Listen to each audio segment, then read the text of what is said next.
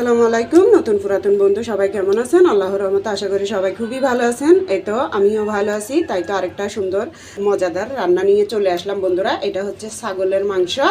তো আমি কখনো কিন্তু আপনাদের সাথে ছাগলের মাংস রান্না শেয়ার করি নাই, তাই আজকে অল্প হলে আপনাদের সাথে রান্নাটা শেয়ার করব বন্ধুরা।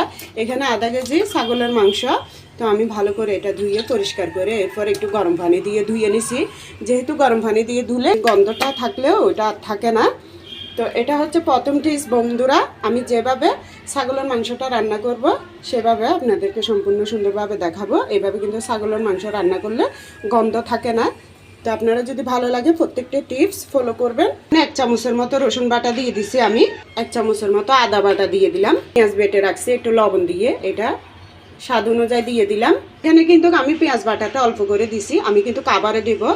তো সেটার টিপসও বলে দেব পেঁয়াজ বেশি দিলে কি হয়। এখানে সর্ষে বাটা এটা 1 চামচের মতো দিলাম।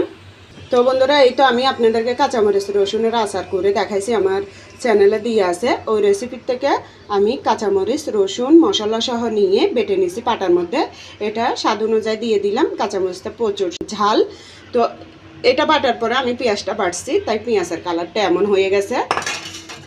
তো বন্ধুরা স্বাদ অনুযায়ী লবণটা দিলাম। জিরা ধনিয়ার গুঁড়ো 1 চামচ উঁচু করে দিয়ে দিলাম। তো 1 চামচ সমান করে হলুদের গুঁড়ি দিলাম। আধা চামচ মরিচের গুঁড়ি দিলাম। যেহেতু বন্ধুরা কাঁচামরিচটা ভীষণ ঝাল, তাই আধা চামচ গুঁড়িমরিচ দিলাম। গুঁড়িমরিচটাও ঝাল। আধা কেজির আন্দাজ অনুযায়ী আমি টক দইটা দিচ্ছি বন্ধুরা। টক দইটা দেওয়ার পরে মশলার সাথে একসাথে কিছুক্ষণ মাখিয়ে রাখবো। মাখিয়ে রাখলে হবে কি বন্ধুরা, ছাগলের একটা গন্ধ থাকে মাংসের, ও গন্ধটা কিন্তু রান্না করার পর আর লাগবে না। তো বন্ধুরা এটা আমি ভালো করে মেখে এইভাবে 10 মিনিট অথবা আধা ঘন্টা, আর হাতে সময় থাকলে 1 ঘন্টা রাখা যায়।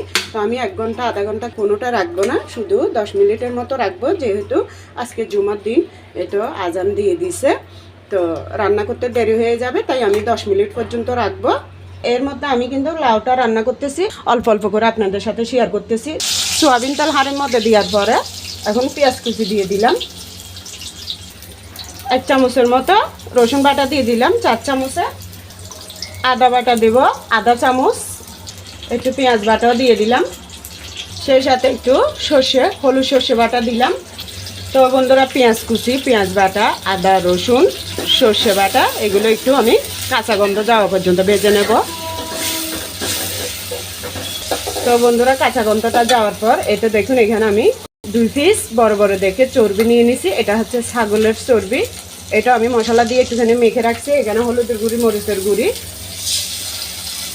জিরা ধনিয়ার গুঁড়ি এগুলো স্বাদ অনুযায়ী দিলাম। তারপর এটা এখানে দিয়ে এখন আমি মশলাটা ভালো করে কষিয়ে নেব। মাংসটা বসানোর জন্য এটা সয়াবিন তেল দিয়ে দিলাম। তো দেখুন, তো ছাগলের মাংস রান্না করার জন্য 2টা তেজপাতা দিয়ে দিলাম। তেল গরম হওয়ার পরে এরপর আমি আবারও বেশি করে পেঁয়াজ কুচি দিয়ে দিলাম বন্ধুরা। বেশি করে পেঁয়াজ কুচি দিলে হবে কি বন্ধুরা, পেঁয়াজ বেশি দিলেও ছাগলের মাংসর গ্যারান্টা থাকে না, মানে যে কাঁচা স্মেল থাকে ওটা থাকে না। 2 আঙ্গুলের 1 চিমটি চিনি দিয়ে দিলাম। আপনারা চাইলে এখানে একটু গরম মশলা দিতে পারেন। আমি কিন্তু গরম মশলাটা বেটে দেব, তাই আস্ত দিলাম না। বেশি লাল লাল করি নাই, অল্প করে লাল লাল হওয়ার পরে এখন মাংসটা দিয়ে দেব। এই তো বন্ধুরা মাংসটা দিয়ে দিচ্ছি। এটা আমি হাঁড়িটা ধোয়ার পর একটু পানি দিয়েছি, তাই বেশি পানি লাগতেছে। এখন আমি ভালো করে মাংস সহ মশলার সাথে কষিয়ে নেব। এই পানির মধ্যে মাঝারি আছে কষিয়ে নেব বন্ধুরা। লাউর জন্য এটা আমি 15 মিনিট পর্যন্ত চর্বিটা একটু কষিয়ে নিলাম মশলার মধ্যে। এখন গরম মশলা দিয়ে দিচ্ছি, একদম অল্প করে দেবো বন্ধুরা, বেশি দেওয়ার প্রয়োজন নাই। লাউ কম, মাংসের চর্বিটা দিয়েছি 2 পিস, তাই একদম কম করে দিলাম। যেহেতু মাংসের চর্বির মধ্যে একটু মশলা দিলে ভালো লাগবে, তাই গরম মশলাটা দিলাম। রং, এলাচ, গোলমরিচ, দারুচিনি এগুলো। তো বন্ধুরা গরম মশলার সাথে একটু শাহি জিরা আর কাবাব চিনিও আছে, জয়ত্রী ফল এগুলো আছে, একটু একটু সবগুলো দিয়ে বেটে ধরেন ছোটো 4 চামচে আধা চামচ থেকেও কম দিলাম। তো দেখুন লাউটা আমি এভাবে কেটে নিছি। কলসি লাউ আছে যে ওগুলোর অর্ধেকটা। তো যেহেতু এখন চিংড়ি মাছও ঘরে নাই, তো নিরামিষ লাউটা করলে খেতে তেমন ভালো লাগবে না, তাই আমি 2 টুকরো চর্বি দিয়ে এভাবে করতেছি। তাতে লাউটা কাটবে, খেতেও ভালো লাগবে। তো বন্ধুরা এভাবে মাংসটা দেওয়ার পরে আমি ভালো করে কষিয়ে নিলাম প্রায় 15 মিনিটের মতো। এখন দেখুন এখানে গরম মশলা দিয়ে দিচ্ছি। তো বললাম আমি বাটাটাই দেব। তো রং, এলাচ, দারুচিনি, গোলমরিচ, কাবাব চিনি, শাহি জিরা, জয়ত্রী ফল, এক্সট্রা তারা মশলা এগুলো দিছি বন্ধুরা। আপনারা শুধু রং, এলাচ, দারুচিনি, গোলমরিচ এই 4টা মশলা দিলেও হবে, কারণ কাবাব চিনি আর শাহি জিরা সবার ঘরে তো থাকে না। তো ওভাবে দিলেও খুবই ভালো লাগবে। আমি কাবাব চিনি আর শাহি জিরাটা দেওয়ার কারণ হচ্ছে মানে এটার স্মেলটা অসাধারণ হবে, গ্যারানটা খুবই ভালো লাগে তাই দিলাম। তো বন্ধুরা এখন লাউর মধ্যে ওই যে কাঁচামরিচ আর রসুনের আচারটা বেটে রাখছি ওটা দিয়ে দিলাম স্বাদ অনুযায়ী, মানে যতটুকু ঝাল দেওয়ার প্রয়োজন মনে হয়েছে অতটুকু দিলাম। তো এটা লাস্ট পর্যায়ে দিছি। কষানোর পরে এই স্মেলটা খুবই ভালো আসবে কাঁচামরিচ আর রসুনের, যেহেতু আচার এখানে 5 ফোড়ন সব আছে বন্ধুরা, অনেক ভালো হয় এভাবে লাস্ট পর্যায়ে সবজির মধ্যে দিলে। আমি তো বলে দিছি আচার করার সময় সব ধরনের মাছ, মাংস অথবা সবজি রান্না, নিরামিষ সবজি বলেন, মাছ বলেন, একটু হলেও দিতে পারবেন, খুবই ভালো লাগে খেতে। এই তো আমি করার পর কাঁচামরিচ আর আনাই হয় নাই, এটা একটু একটু প্রত্যেকটা রান্নার মধ্যে বেটে দিই, ভালো করে নেড়ে দিছি। এরপরে একটু ঢেকে দিলাম। তো বন্ধুরা একটা টমেটো দিয়ে দিলাম লাউয়ের মধ্যে, একটু পানিও দিয়ে দিছি, গরম পানি। তো বন্ধুরা দেখুন কত সুন্দর এটা ভালোভাবে কষিয়ে নিলাম, মাশাআল্লাহ কত ইয়ামি লাগতেছে।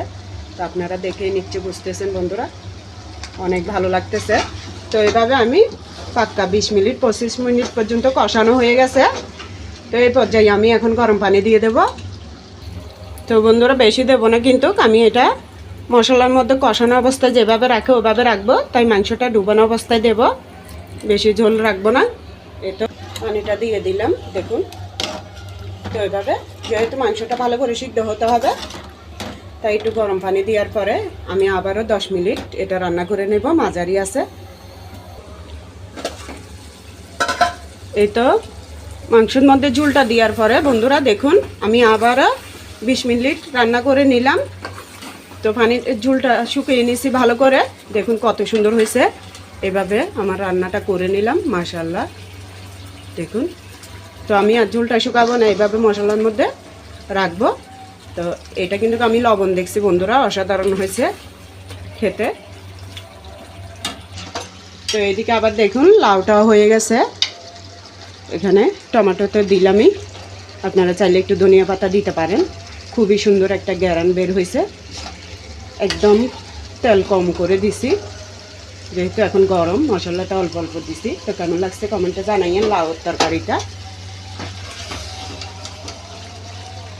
তো বন্ধুরা এখন চুলাটা বন্ধ করে দেব, এটা হয়ে গেছে, এটা ফ্রিজে নিয়ে নিচ্ছি খাওয়ার জন্য। খুবই কম করে রান্না করলাম।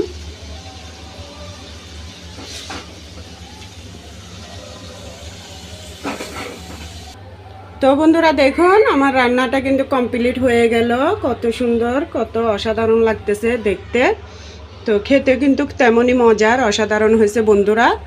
তো আমি তো অল্প করলাম, আপনারা যদি চান 1 কেজি 2 কেজি 5 কেজিও 5 কেজিও সেম মশলা দিয়ে রান্নাটা করতে পারেন বন্ধুরা। তবে মশলাটা একটু বাড়িয়ে কমিয়ে দিতে হবে রান্না অনুযায়ী। রান্না যদি বেশি করেন মাংসটা বেশি দিতে হবে, সেই আন্দাজ অনুযায়ী কম করলে কম দিতে হবে, তাহলে কিন্তু এই রেসিপিগুলো খেতে অসাধারণ হয় বন্ধুরা। আমি যেটা বলছি যে উপকরণগুলো দিছি টিপস সহ আপনাদের সাথে শেয়ার করছি, এগুলো দিলে কিন্তু বন্ধুরা একটুও গন্ধ থাকে না। আমি প্রায় সময় শুধু আজকে আধা কেজি করছি, এমন সময় আমি ঈদের সময় 10 কেজি 15 কেজি 20 কেজিও রান্না করছি ছাগলের মাংস। কে কখনো বদনাম করতে পারে নাই যে গন্ধ লাগছে এটা। তো আপনারা যদি আমার এই রান্নার সহজ এবং ঘরোয়া পদ্ধতিতে সাধারণ রান্নাগুলো পেতে চান বন্ধুরা, দোয়া ভালোবাসা দিয়ে আমার পাশে থাকবেন। আমিও ইনশাল্লাহ যাতে আপনাদের পাশে থাকতে পারি, আপনাদের দোয়া ভালোবাসা পেয়ে যেতে এগিয়ে যেতে পারি।